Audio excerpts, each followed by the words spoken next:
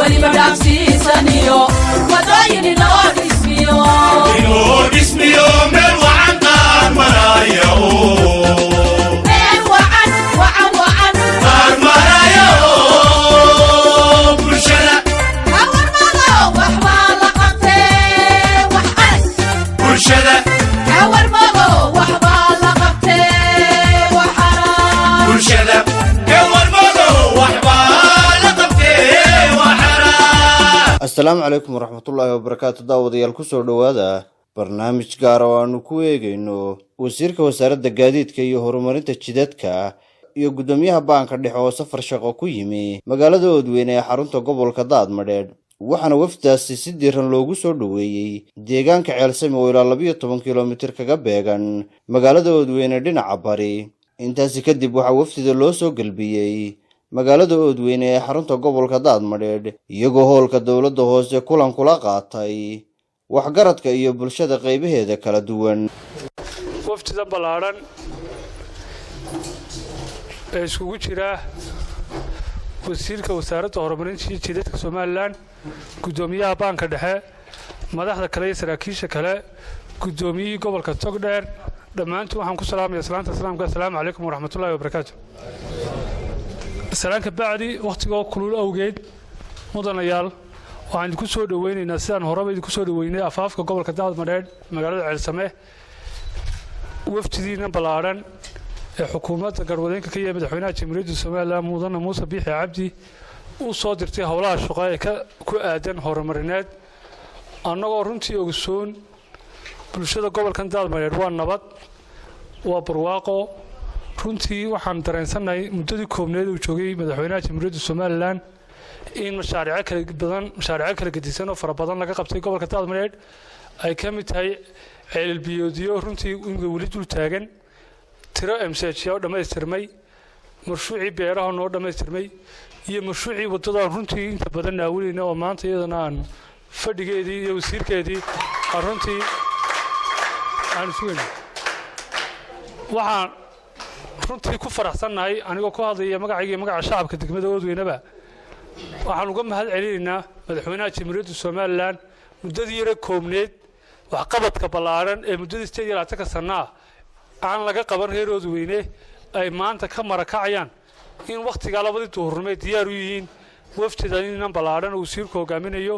inay ku sugaan dhageystaana fariintii madaxweynaha Jamhuuriyadda Soomaaliland inooga sidaan iyo xukuumadaba ee kaga aadanada horumarinta gobolka Daadmadheed. waxaan anagu insha Allah jecelnahay cid kasta oo horumarka Oodweyne wax u qabata taariikh bay ku xusnaa doontaa. madaxweyne muddadii aad joogneed reer Oodweyne way ku ogsoon mashaariic kala gedisan iyo mashaariic aad noo soo wadaba annagoo kaafeeyna annagoo miisaaniyadda nagu jirto jeelkii iyo maxkamaddii sare gudoomiyaha baanka dhexe oo isaguna nin reer Oodweyne maanta nala joogaan runtii rajeynayno horena uu sameeyay geedkii baanka maantana runtii ka filayno dhamaystirkii baanka xaruntii laantii Oodweyne oo aan muddo 29 sano Soomaaliland jirtay haba yaraatay aan wax baan lahayn aan burcad doonan jirnay. waxaan insha Allah rajeynaynaa intuu Mudane Muuse Biixi Cabdi haysta talada inaanu ka maarano baankii burcaan tagi jirnay insha Allah. waxaan leeyahay ku soo dhawo gudoomiye ku-xigeenka gobolka Daadmadheed.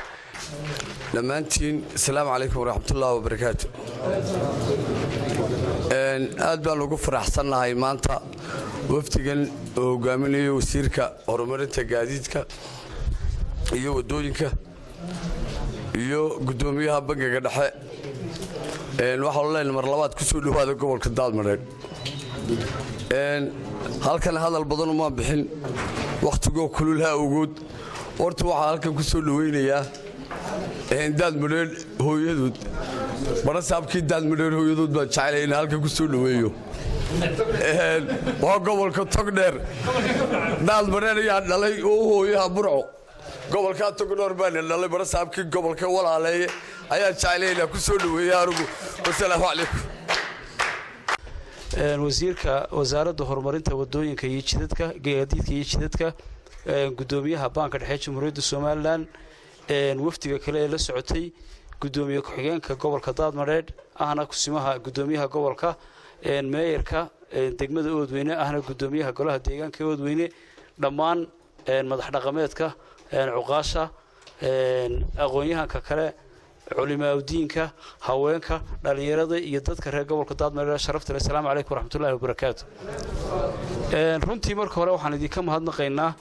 soo dhoweyntii diiranayd ee aad ku qaabisheen waftigan ay hogaaminayeen wasiirka wasaaradda horumarinta gaadiidka uu hogaaminayay gudoomiyaha bankiga dhexe oo runtii ahayd habdhaqankii lagu yaqaanay dadka reer Oodweyne ama dadka gobolka Daadmareed aad iyo aad baan idinka mahadnaqaynaa runtii waxa laga yaabaa inay tirahdaan wareedha gudoomiyihii gobolka Togdheer waftigan maxaa soo raaciyay waftigan waxay u socdaan runtii hawl qaranka oo dhan marka hore waxtar u leh mar labaadkana waxa weeyaan waa hawl halbowle ah oo ka dhaxaysa saddexda gobol ee waxa weeyaan Togdheer Daadmareed iyo Maroodijeex wadadaas oo runtii ahayd markii madaxweynaha qaranka Jamhuuriyadda Soomaaliland uu safarka inoogu yimi gobolada Togdheer iyo Daadmareed iyo laba issue ayaanay ku kala baydhin dadka reer Togdheer iyo dadka reer Daadmareed labada issue waxay ahaayeen wadada isku xidhaysa Burco ilaa Hargeysa iyo madaarka magaalada Burco arrinka runtii madaxweynaha qaranku aad iyo aad buu soo dhaweeyay waxaanu noqday arrinta taariikhda u galay dadka labada gobol ku nool oo runtii wax ay muwaafaq ku yihiin ka soo baxday kana maaragtay dhabeeyay kana run sheegay baahida ay u qabaan labada mashruuc inay fulaan madaxweynuhuna wuxuu qaatay issue qaran ballanqaadka iyadoo daba socota ayaa waftigana inoo timi wixii faahfaahin ee wadada iyo qaabka ay u bilaabmaysa iyo nidaamkeeda waxa inoo faahfaahin doona wasiirka wasaaradda horumarinta gaadiidka iyo jidadka mar labaad aad iyo aad baan inoo soo dhaweynayaa waxaan wasiir idin ballan qaadaynaa haddaanu labada gobol ee Togdheer iyo Daadmareed inaanu garabkiina istaagi doono wadada inta aad ka shaqeynaysaan iyo wixii kale ee mashaariica ee gobolada loo fulinayo aad iyo aadna waa mahadsantihiin assalaamu calaykum waraxmatullaahi wabarakaatu gobolka Daadmareed waa gobol qaranka u soo jeeda waa gobol xukuumadda u soo jeeda waa gobol waftiga ka socda aad u danaynayo waxaan leeyahay gudoomiyaha banka iyo wasiirka la socda iyo waftiga sharafta lagu kamid yahay Xamse Cali Yuurura waxaan leeyahay waa gobolkiini oo aad ka raagteen indhaa u fura oo aad degdegina intaa waxaan raacinayaa waa gobol horumar wax badan baa naga dhiman laakiin inta xukuumadda Muuse Biixi Cabdi qabtay waxaan islaahay bahgooni baa tiine bahgooni waanu noqon weynay wuu noo kiin soo daray wadadii baa wadaan baankii baa wadaan gacmo furan ku soo dhawaada بسم الله الرحمن الرحيم وصلى الله على سيدنا محمد وعلى آله وصحبه وسلم أما بعد السلام عليكم ورحمة الله أيها المجتمعون الكرام أنت كذب waxaan filayaa هذا الله بدلنا in la yiri waqtiguna uu nagu kooban yahay Soomaalidu waxay tiraahdaa waxa jirta in marka kadaf loo socdo in kambaruurna wax lagu cuno ayaa jirta bay yiraahdeen saadaradeed laba kelmadood baan insha Allah taala ku soo koobayaa awalan madaxda sharafta leh ee qiimaha leh wasiirka Cabdullaahi Abukar uu hogaaminayay gudoomiyaha bangiga dhexe Ali Ibrahim Jaamac dhammaantood waftiga kala duwan ee maraya waxaan ku soo dhaweynaynaa gacmo furan waxaan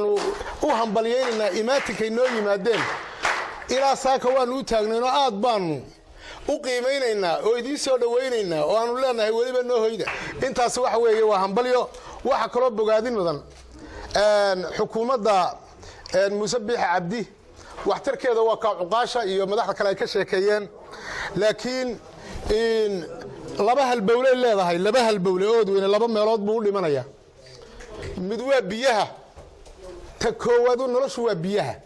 meel lagu noolaan karayaana ma jirto waanu aad baanu ugu faraxsanahay markii la waayay biyaha ee la yiri biyo muu soo saarin riig sidii uu taagan yahay waxaan u aragnaa inay ka dhabtahay xukuumaddu inay biyo ka soo saarto Oodweyne laakiin waxaanu istusnaa mararka qaarkood sahanka ayaa ka xun sahanka abraara meelo badan baa la tuunsan yahay dad badan baa wararahaya assessmentka iyo qolada maaragtay in khibradda u leh dhulka biyuhu halkay ugu jiraan si fiican ha uga baaraan degto xukuumadduna ku daba gasho waa qodob waxaad yadana noo sidaana tiradeedu ay badan tahay laba halbowlaan u yeelo midna waa wadada waxaan leenahay xukuumadda aad baa looga mahad sheeganaya oodweynana waxa dadka ka reebay oo annaga na dilay waxa badnaa mucaaradka yaga war maanta maxaafad baanu nahay burcaaw na gaadhsiiye waddada may fahamtay tii cabdi waraabe ayaanu u soo noqonnayoo in kolba waxa yaalun baanu ka qadna intaanu dhisno ayuun baanu dib u guuraa casarka dabeedna meeshii lagu kala tegay haddana mid kale ka bilaanta botarkii baanu dib u tunnaa maanta laga bilaabo annagu maxaafadun baanu ahaanayna madaxda sharafta leh ee noo timina aad baanu u qiimaynaynaa isha aad ugu haya idinkunbaa u maqan idinkunbaa u jooga idinkunbaa u yimi weliba si aada uga baaraandega assalaamu calaykum waraxmatullaahi wabarakaatu marka hore waxaan salaamayaa oon salaan kalgacal lagu soo dhoweynayaa wafdigan ballaaran ee uu hogaaminaya wasiirka horumarinta waddooyinka iyo gaadiidku iyo guddoomiyaha bangiga iyo dhammaan wafdiga kale la socda waxaan dileeyahay gacmo furan ku soo dhowaada marka hore iyo qalbi furan oo ay reer daadmareer idiin hayaan ilaa saaka 8 waxaanu taagnayn halkaanu ka hor nimid idinna waa soo daashaan anna waan daalayo kalgacal waxaas intaa ka bacdi laba arrin ma ka hadlayaa anigu mid waa taariikhda oodweyne ama gobolka daadmareed waa meeshii xornimada Soomaaliland 1950 u ololeysay ee xaruntii xisbullaahi ay ahayd weeye la mulaaxo lambar 1 waa meeshii koobaad ee abiy tacliinta Soomaaliyeed Maxamuud Axmed Cali iskuulka ka furay iyana waa lambar 2 waa meeshii koobaad ee halganka ugu badnayd ee ragii halyeeyada ay ka dhinteen ee maanta waxaan lagu naaloonayay calanka iyo nabadda aynu haysano ka kowdahayd weeye maantana waxay diyaar u tahay oodweyne ama Daadmareed inay horumarka ka kow noqoto waxaan ku faraxsanahay tiimkan maamulka meesha imika intii aan joogay ee isku wada xidhan iyaguna waan mahadcelinayay u shaqeynayaan waxaan leeyahay baahida wadankan u baahan yahay ama gobolkan aad timaadeen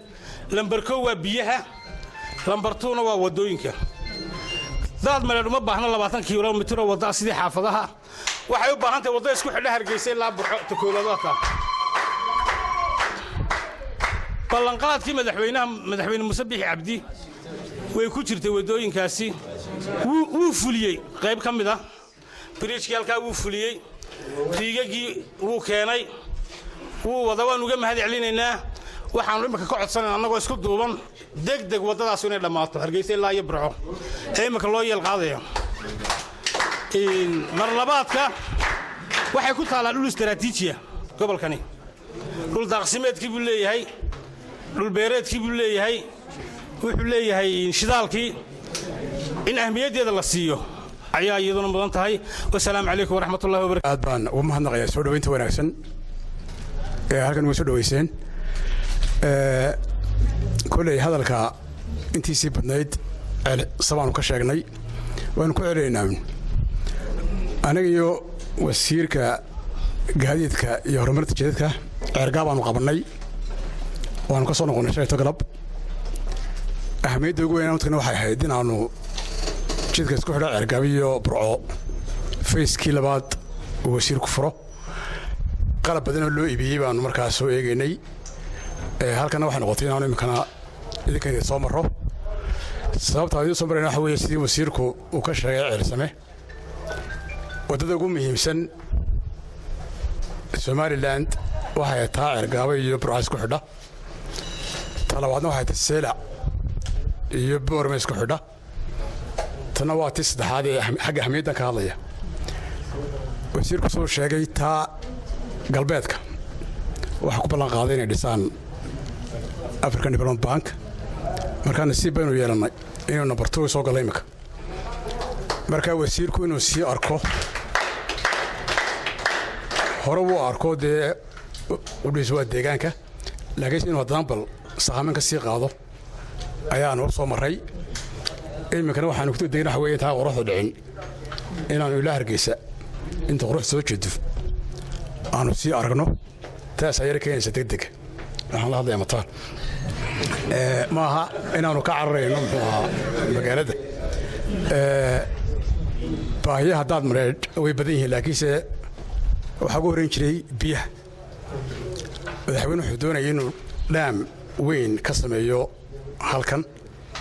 laakiinse qolooyinkii reer daad mareed ee ku jiray dowladda ayaa jeclaysnay ceer biyood inuu inoogu bedelo waanu naga aqbalay riigaa la keenay 1600 mitir buu wax ku qodaya qolooyinkii ilaa waxay noogu ballan qaadeen markuu caynka dhown biyo gaadhayo ilaa 1 mitir wayna fadhiya maalintii anagana u tagnay aniga shukri madam shukri saamintana anagaa wadana bay yidhahdeen nimo khubraayahoo ajaaniba oo dusha wax ka eegayaan wadanaa marka dee ilaahay baa hoos ku jira laakiinse riigoli waa joogaan muu tegin ilaa biyo laga gaadhana waynoo joogi doona insha allah baahida kale iminka anaga khasiisan baan bay ahaan jirtay inta badan weydiisan jiray dowladda madaxweynuhu ku ballan qaaday insha allahu deerka waanu samaynay laantana waanu dhisi doonaa insha allahu sanadkan haddii aan la yidhaahdo ka wajaale iyo ka oodaweyne waxaan is leeyahay labadaaba mar israaci wajaalooyadana meel muhiima ku taalla hadduu ilaahayna garab galo iminkana waxaan kusoo wareejinayaa wasiirka gaadiidka iyo horumarinta jidadka wasiir cabdilaahi abukar oo wixii faahfaahinaa idin sii doona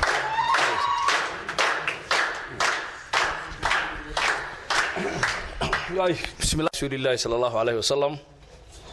madaxda heer gobol iyo heer qaran dadweynaha sharafta leh reer daad mareed dhammaantiin baa assalaamu calaykum waraxmatullaahi tacaala wabarakaatu mar labaad baan ku celinayaa waan idin mahadnaqaynaa runtii sida fiican ee karaamada leh ee aad noo soo dhaweyseen waanaan ka xunnahay haddaanu isleenahay sidaas laydin sugay xil horaan idin iman lahayne waxaan ku habsaanay gobolkii togdheer aad iyo aad baanu idinka raali gelinayna habsankaanu idinka habsaanay haddii aan u soo noqdo sida uu gudoomiyuhu sheegay safar dheer baan ku soconnay oo gobolka sanaag togdheer iyo daad mareed aan ku maraynay laba ujeedaan ahayd labada ujeedana way isku xidhan yihiin wadooyinku waa laba wadana waxa inta badan gacanta ku hay community wadana inta badan waxa gacanta ku haysa dawladda 100% waxa la yiraahdaa national roads baa la yiraahdaa qaarna waxa la community drive roads baa la yiraahdaa sida gudoomiyuhu sheegay wadooyinku waxay u leeyihiin ahmiyad waxa loo arkay wadada Ceerigaabo gobolka Sanaag wuxuu ka go'naa inta kale Soomaaliland mudnaanta ay leedahay baa Soomaaliland markii hore u qaadatay wadadana socota waan ka mid ahaa waftigii timid maalintii qalabkan la soo iibinayay gobolkan waana halkan aniga madaxweynihii hore haddana muhiimadda uu leeyahay gobolkaasi ayaa loo qaatay inay noqoto wadada koobaad ee qarankan uu dhiso waxa iyaduna jirtay wado isku xidhaysa laba dal dalka Djibouti iyo dalka Soomaaliland lawyaado Djibouti wadadana waxay ahayd Hargeysa togdheer amba Hargeysa gobolada bari iyo gobolada galbeed wadada isku xidhaysa weeyaan oodweyna soo marista marka laga tago wadadana waxay halbowlaha saddexaad ee qarankan leeyahay marka waxaanu garannay maadaama wadada Ceerigaabana insha Allah sanadkan soo socda ay gabagabo ku tahay taana bangiga horumarinta Afrika uu naga damaanad qaaday wadadana inay noqoto wadada saddexaad ee la dhiso waxaana imika ku jirnaa diyaar garowgii waxaana ugu barashaareynaya dadweynaha reer Oodweyne ee daad mareed ama gobolada togdheer daad mareed iyo Maroodijeex wadadana sida ugu dhaqsaha badan leh ayaa loo bilaabay insha Allah haddii la ka dhigo sida ugu dhaqsaha badan loo bilaabay wadadani ahmiyadda ay leedahay waxa weeyaan waxaad ogtiin wadadii berbera corridor way noo socotaa dalka Itoobiya ayaa isticmaali doona dikadeena waxa iman doona gaadiid fara badan Itoobiya ka imanaya waxay noqon doontaa wado mashquul badan sida darteed markaan doonayno gobolada bariga sida gobolkan togdheer sool iyo sanaag wadadii loo mari lahaa ayay noqonaysaa laba sabood labadaba wadadani waxay ka dhawaan doontaa wadada marka la tago berbera ee haddana dib loogu soo noqdo wadada imika burco iyo berbera waa 284 kilomitir ayay qayb ku socdaa iyo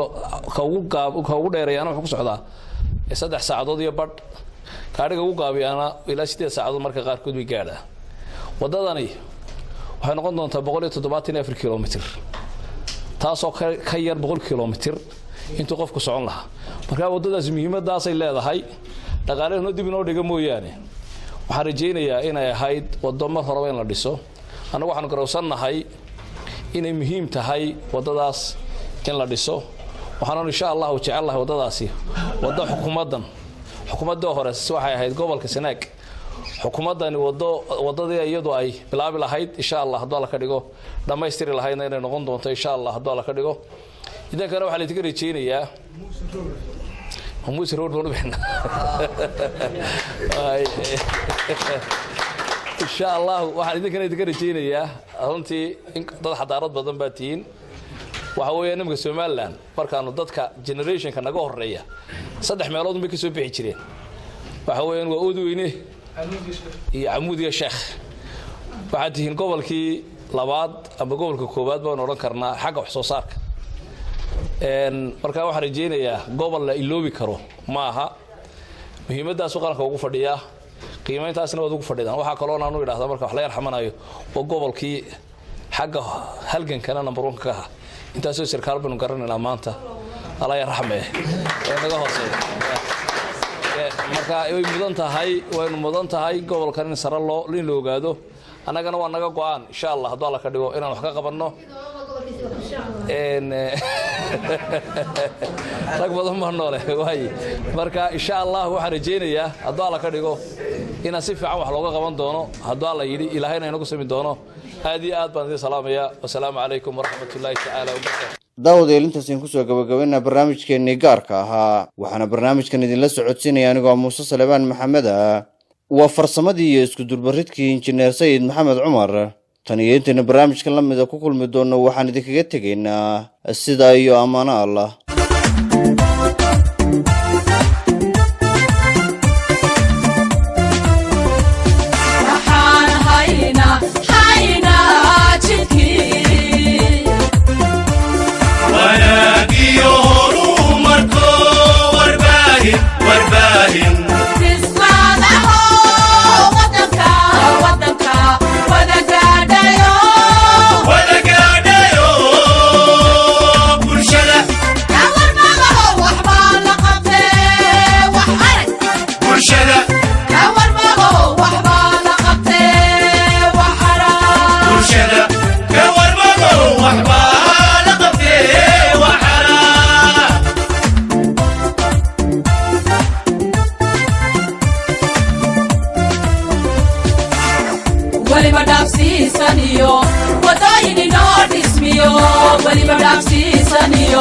Wadayni noo dhismiyo